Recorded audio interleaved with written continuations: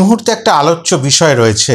বহুদিন হয়ে গেল 2023 প্রিয়তমা, 2024-এ রাজকুমার, তুফান, তারপরে বাংলাদেশে একটু অশান্ত পরিবেশ।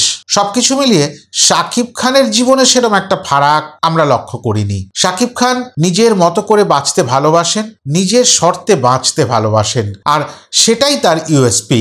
শাকিব খানের সব থেকে যেটা ভালো জায়গা সেটা হচ্ছে তিনি নির্লিপ্ত থাকতে ভালোবাসেন। কোনো জিনিসের সাথে বেশি জড়িয়ে, কোনো জটিলতায় জড়িয়ে পড়া তার চরিত্রের মধ্যে নেই। আলাদাভাবে উচ্চ অলিন্দে বসে থেকে আলাদা একটা সংগ্রাম করেন এবং আলাদা রাজত্ব তৈরি করেন। এবার একটা প্রশ্ন আসছে বারবার করে যে বহুদিন হয়ে গেল, তার আগামী কোন ছবি কখন আসবে, কি ভাবে শুটিং শুরু হবে, এইটা নিয়ে সাকিবিয়ান ভাইদের মধ্যে একটা জল্পনা কল্পনা রয়েছে। পরিষ্কার পথদ্রষ্টা কেউ নেই যে পথ দেখাবে, পথিকৃত হয়ে আসবে জীবনে যে আমাদের গুরু, আমাদের ভালোবাসার মানুষটার ছবি আবার কবে কখন আসবে, তার শুটিং কখন শুরু হবে, নতুন সিনেমা কার কার সঙ্গে করবে, এগুলো অনেকগুলো প্রশ্ন থাকে। সেই প্রশ্নগুলোকে এক জায়গায় করে আমি একটা ছোট্ট ভিডিও করার প্রচেষ্টা করছি, আলোচনা করতে চাইছি। এটা নিয়ে এরমভাবে ভেবে নেওয়ার কোনো কারণ নেই যে এটাই আলটিমেট।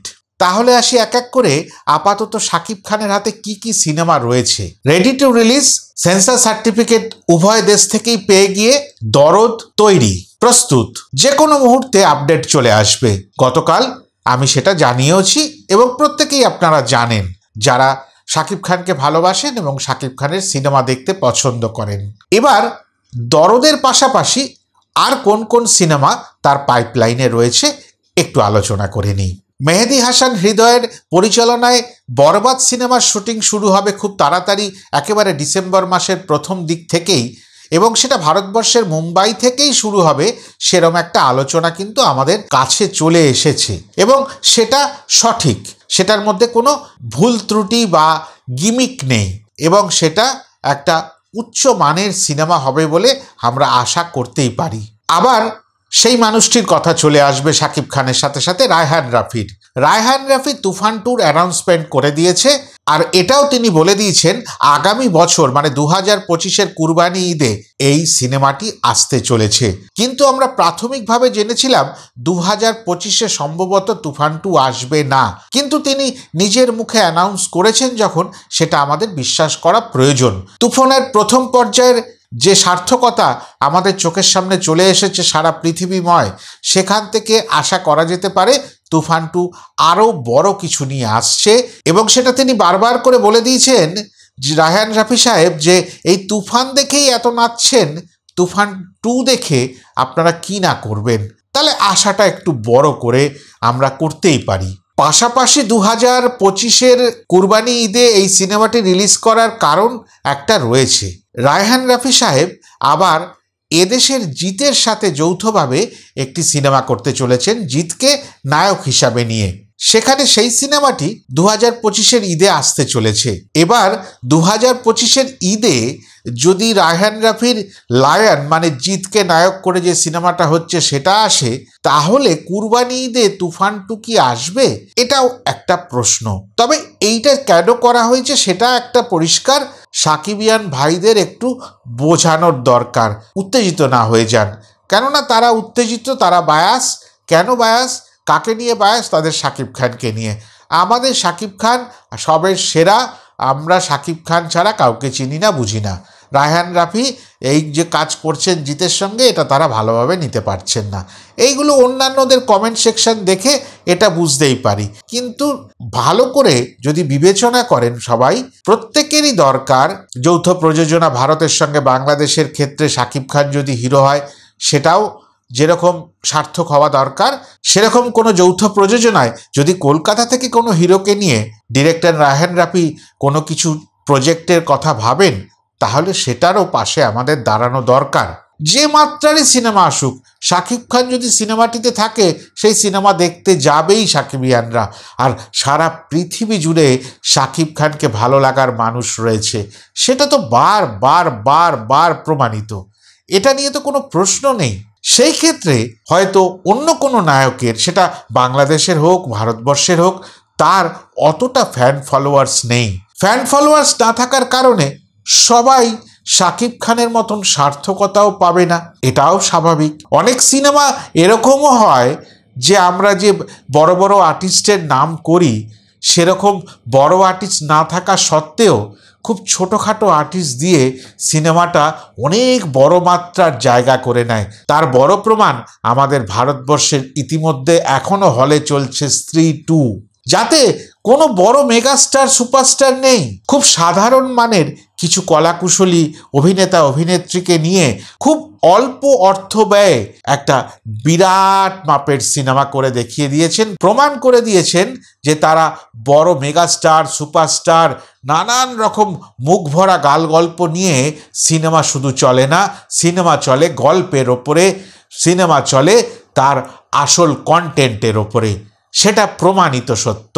এবং প্রচুর ভালো ভালো সিনেমার রেকর্ড ব্রেক করে দিয়ে এখন সর্বসেরা সিনেমা যদি বলা হয় স্ত্রী 2কেই বলতে হবে। এবার আসি 4 নম্বরে, এটা সম্ভাবনা। অনন্য মামুন যখন দরদ নিয়ে কচলাকচলি চলছে তখন একটা পোস্টার নিয়ে এসে বলেছিলেন সেটার নাম শের হবে সিনেমাটির। তাতে পোস্টারে প্রমাণ পাওয়া যাচ্ছিল এটা সম্ভবত শাকিব খান। একটা অবয়ব ফুটে উঠেছিল, একটা ঘোড়ার পিঠে চড়ে কেউ আসছেন, সেটা শাকিব খানই হওয়া স্বাভাবিক। কেননা অনন্য মামুন সাহেব শাকিব খানকে বড় বেশি ভালোবাসেন, পছন্দ করেন, বড় ভাইয়ের মতন। আর এটাও তো প্রশ্নাতীত যে শাকিব খান থাকা মানেই, আবারও বলি, সে সিনেমা সুপারহিট। বহুদিন আগে হারিয়ে যাওয়া একটা সিনেমা আলোচনার থেকে সরে গেছে, অন্তরাত্মা, ওয়াজেদ আলী সুমনের অন্তরাত্মা। তবুও টিম টিম করে বাতির মতো জ্বলছে তার একটা আশা, কেননা এটা কিন্তু একেবারে হারিয়ে যায়নি। অন্তরাত্মার কথা এখনো কোনো জায়গায় শোনা যায়। এরকম ঘটনা ঘটে যে একটি সিনেমা করতে 6 বছর 7 বছর সময় নেয়, কেননা অনেক বাধা, অনেক কিছু প্রশ্নের উত্তর খুঁজে তবেই সেই সিনেমাটা প্রকাশ পায় আমাদের কাছে। শাকিব খানের অন্তরাত্মাও কিন্তু রয়েছে। পাশাপাশি আগুন নামে একটি সিনেমা ছিল, সেই সিনেমাটার আলোচনাও ফেলে দেওয়ার মতো না, কেননা কোনো সময় সেই পরিচালকরা বা শাকিব খান বলেননি এই সিনেমা আর কোনোদিন নাম আপনারা করবেন না, এই সিনেমা আর কোনোদিন আসবে না। এবার আসি সব থেকে বড় কথায়, কেন এই ভিডিওটা করলাম তার পিছনে এই 6 নম্বর ছবিটির বা ছবি দুটির কথা বড় করে আসবে। আমরা একটু ভুলে যেতে চলেছি, হয় না, সময়ের তালে তালে সাথে সাথে অনেক কিছু স্মৃতি যেন ভুলে যেতে চায়, কিন্তু সাকিবিয়ানরা ভুলে যান না। মনে আছে একটা নাম, হিমেল আশরাফ সাহেব। হিমেল আশরাফ কিন্তু প্রিয়তমা সিনেমা দিয়ে বাংলাদেশের সিনেমা ইন্ডাস্ট্রিকে একেবারে পাল্টে দিয়েছিলেন। আবার নিয়ে এসেছিলেন 2024-এ ঠিক 1 বছর পরে রাজকুমার, সেটাও সার্থক। হিমেল আশরাফ একটু অপমানিত হয়ে রাজকুমার রিলিজের কিছুদিন পর থেকে বেপাত্তা হয়ে যান, বলা ভালো নিজেকে অন্তরালে নিয়ে যান। তিনি এমনটাও অভিমান করে বলেছিলেন যে আর কোনোদিনই আমি ফিরে আসব না সিনেমা করতে, কিন্তু তার মান অভিমান ভেঙেছে। এখন তিনি গোপনে কাজ করছেন স্ক্রিপ্টের, চিত্রনাট্যের। মোহাম্মদ নাজিম উদ্দিন একজন এমন লেখক যার লেখা কলকাতা বইমেলার মতন একটি বিশাল আকারের বইমেলাতেও প্রচুরভাবে প্রশংসিত হয়। মোহাম্মদ নাজিম উদ্দিনের কাছ থেকে তিনি কটি গল্প চেয়েছিলেন, যে গল্পটি চিত্রনাট্য করে তিনি সিনেমা করবেন, কেন বড় ভালো লাগার লেখক তার। মোহাম্মদ নাজিম উদ্দিন অনেক দিন ঘুরিয়ে টুরিয়ে শেষে তাকে একটি গল্প দিয়েছেন, সেই গল্পটি নিয়ে সে চিত্রনাট্যের কাজ করছেন। আর রয়েছে ধাবাকা বলে একটি উপন্যাস, যেই উপন্যাসটি 2 বাংলায় সমানভাবে সমাদৃত।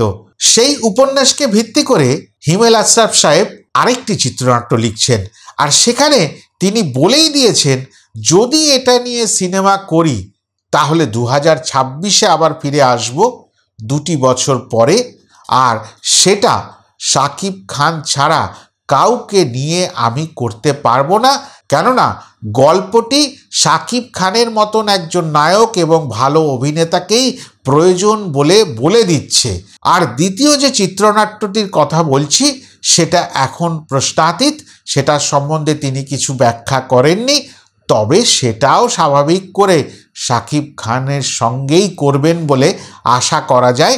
এটা তার আগামী 4 বছরের মধ্যে তিনি কথা দিয়েছেন 2টি সিনেমা করে দেখাবেন। তাহলে এতটাই ছিল শাকিব খানের আগামী দিনের প্রজেক্টগুলো নিয়ে আলোচনা করার বিষয়। আগামী দিনে এই ধরনের আরও ভিডিও পেতে আমার পাশে থাকবেন এবং আমার চ্যানেলটিকে সাবস্ক্রাইব করে নেবেন যারা এখনও করেননি। আর যদি এই ভিডিওটি ভালো লাগে তাহলে নিশ্চয়ই করে আপনারা লাইক, কমেন্ট, শেয়ার করে দেবেন। আর বেশি বেশি করে শেয়ার করে আমার পাশে থাকবেন। সবাই ভালো থাকবেন, আনন্দে থাকবেন।